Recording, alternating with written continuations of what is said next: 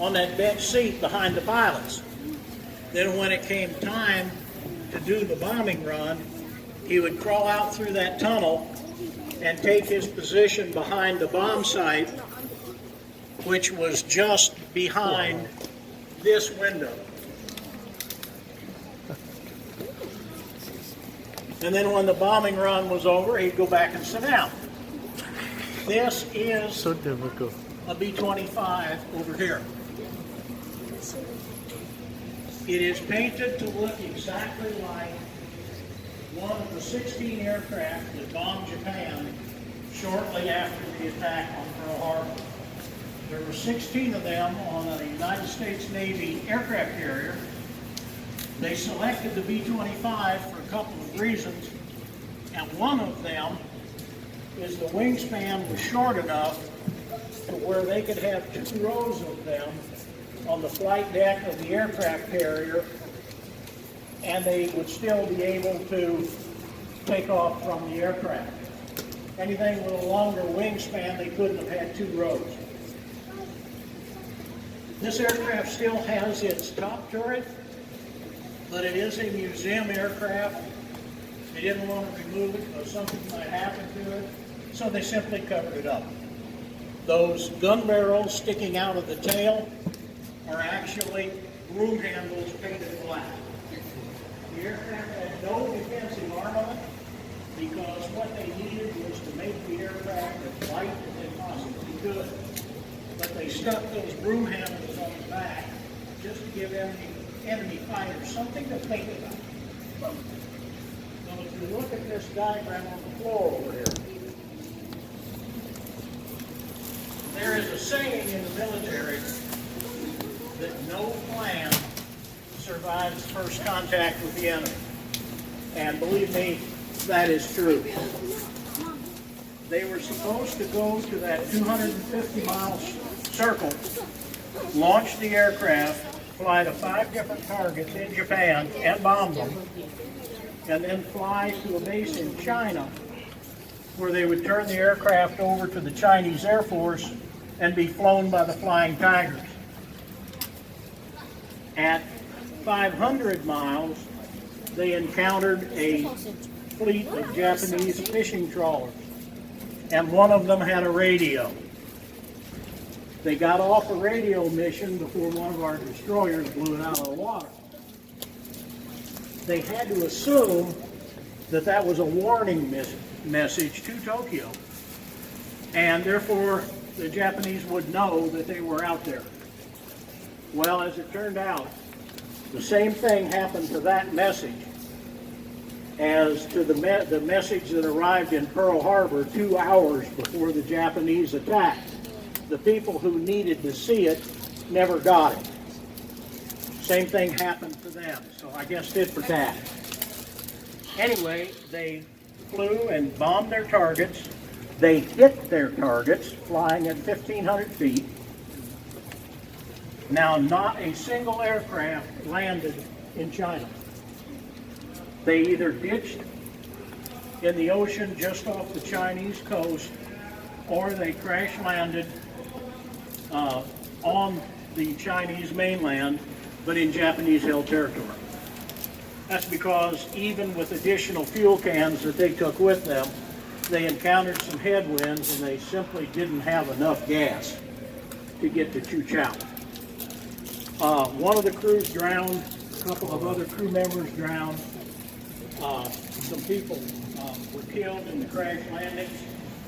Those that weren't, the Chinese continued to do that. It has been estimated that over 250,000 Chinese were killed in the Japanese attempt to get to the Americans. Each crew member wore a flying jacket. On the back was a Chinese flag, and underneath it, in Chinese, it said something like, "I am an American. We are here to help you fight the Japanese." Well, at that point in time, there was no love lost between the Japanese and the Chinese. So they took them in, and eventually all of the survivors did leave China. The leader of the mission was a lieutenant colonel by the name of Jimmy Doolittle. That's why it's called the Doolittle Raid. He was taken to Washington, D.C., and he met with President Roosevelt. He thought he was going to get court-martialed because he lost all 16 aircraft, didn't know at that time if they had hit anything, and of course had lost a number of his crew. Well, President Roosevelt hung the Medal of Honor on him and promoted him from lieutenant colonel to brigadier general. So he just completely skipped the rank of full colonel. And he went on to help an awful lot of people learning about bombing.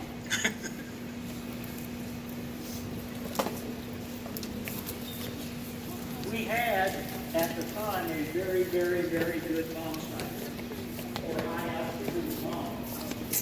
These aircraft were bombed from 1,500 feet, so that bomb site would have been useless. So one of the people on the raid who had an engineering background, using 22 cents worth of aluminum, built 16 of these things. It is a gun sight.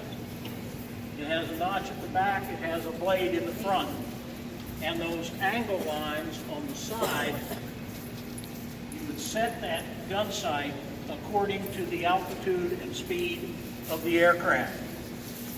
If you come around here to the nose, you can see it sitting right there.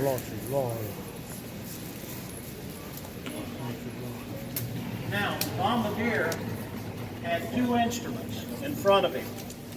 One of them was the airspeed indicator. The other one was the altimeter, how far above the ground he was.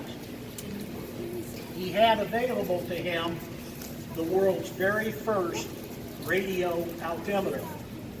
It bounced radio waves off the ground and measured how long it took them to go down and come back up. A very, very accurate reading of altitude. So he knew those two factors, so he set the bomb sight accordingly, and they hit their targets.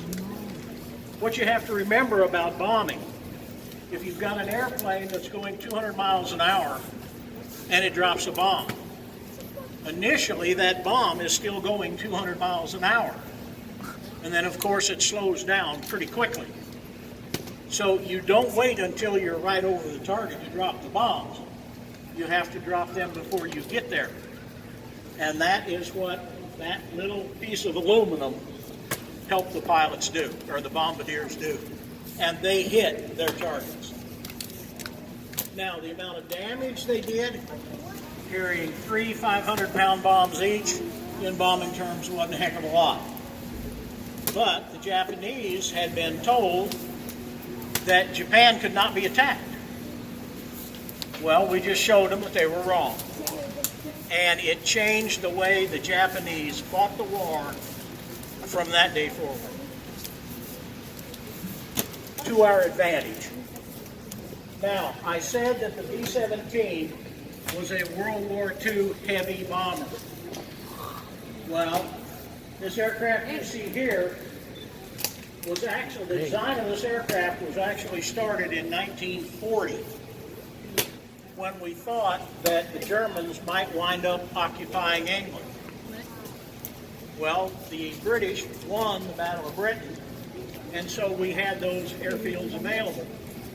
So the design of this aircraft stopped because the B-17s and the B-24s that we had were considered good enough. Then after the war, when it became obvious that the Soviet Union was no longer our ally, they went ahead and built these. This is the largest bomber aircraft ever built. This is the B-36. It has 6 of the largest piston engines ever put on an airplane. Now, the specification for this aircraft was to have a top speed of 35 miles an hour. For a piston engine aircraft, that's fast. Yep. But they could not achieve that speed. So they put 2 jet engines under each wing. With those jet engines, they could meet and exceed that top speed requirement. Those jet engines are unique in that they burn aviation gasoline, not jet fuel. Now, if you want to get an idea just how big this aircraft is, look at those 2 jet engines, and then look at the 2 over there. It is a heck of a big aircraft. It is the largest production bomber ever built. It is built of magnesium, so for its size, it was relatively light. Now, if you come over here, you can actually look up inside.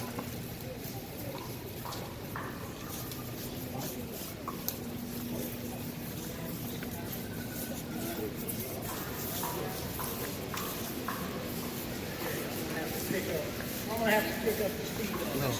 I got it, baby. Whoa. That sounds badass. God, so big. There is a pressure bulkhead right back there. And from there to the